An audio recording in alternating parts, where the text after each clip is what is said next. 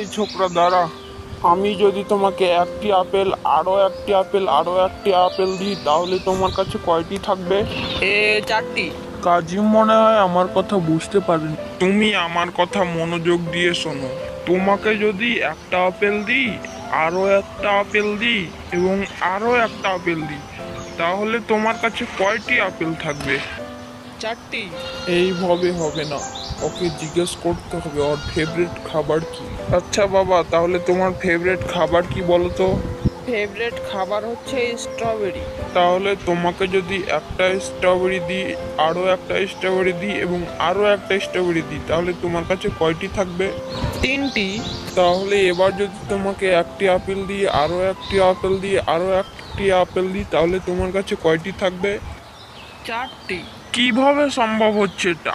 আপনি আমাকে তিনটি আপেল দিলেন আর আগে থেকে আমার ব্যাগে আরেকটি আপেল ছিল, সব মিলিয়ে চারটি।